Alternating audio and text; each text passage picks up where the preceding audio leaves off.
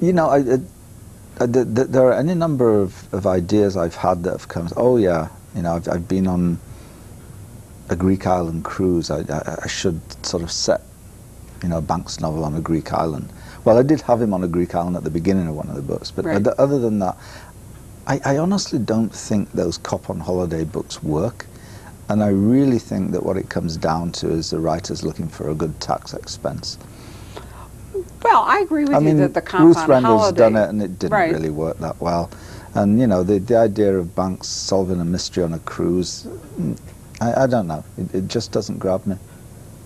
Well, you could always do a stand. I mean, the bottom line is that Oh yes, at some I will point do you that. will probably have an idea for a story that won't fit Banks and his history. Oh, I mean, there's a ton of baggage yeah, that you have I created. do have ideas. I do have ideas, and yeah, the stories like that would probably involve scenes in Europe and perhaps even North America.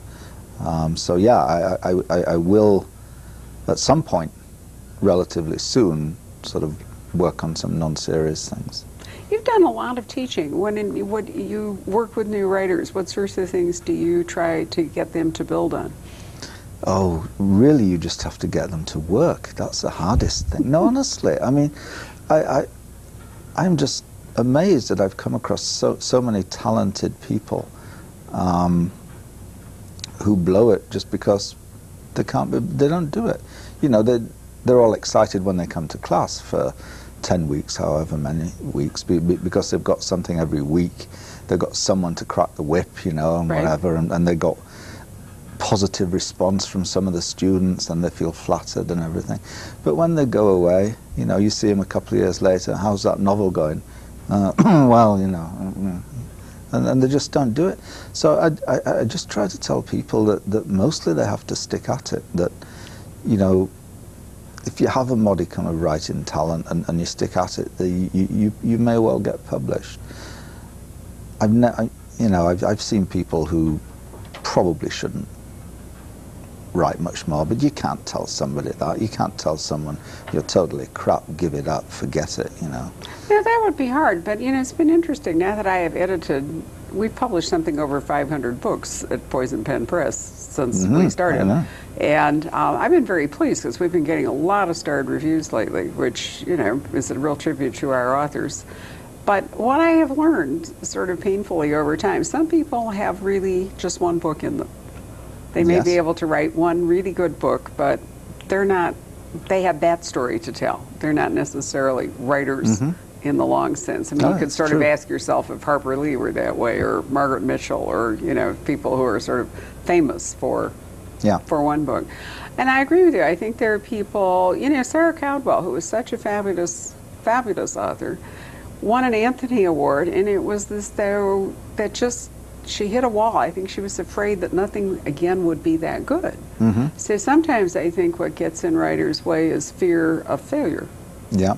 I mean, look at the long gap between, well, everybody's saying, where's the new Dan Brown? And, you know, I always say it was 10 years from Silence of the Lambs to Hannibal. It was 10 years from Donna Tartt's Secret History to, I'm afraid I've forgotten the title of the next book. Sometimes, you know, it's so hard to live up to a hugely successful book that can actually punish a writer or make them fearful.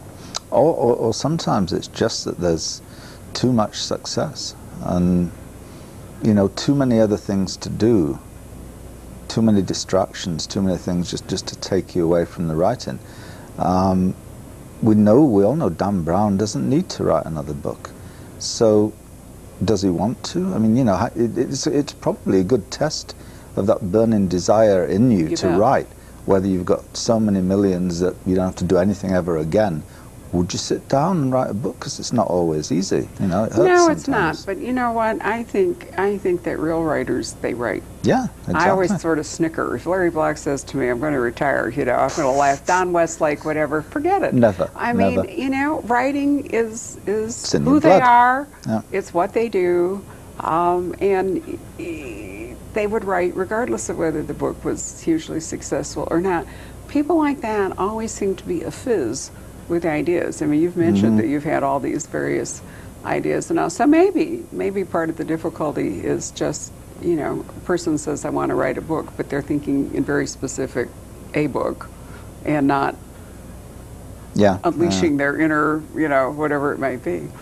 You've been really lucky that you sort of, you know, figured out what you wanted to do and were able to build a great career at a time before all this blockbuster mentality struck. And I feel very lucky. I mean, you know, and also some publishers stuck with me, and not all did. I've been through a few, but yes, I've followed you from but some your people entire believed in me. career, actually.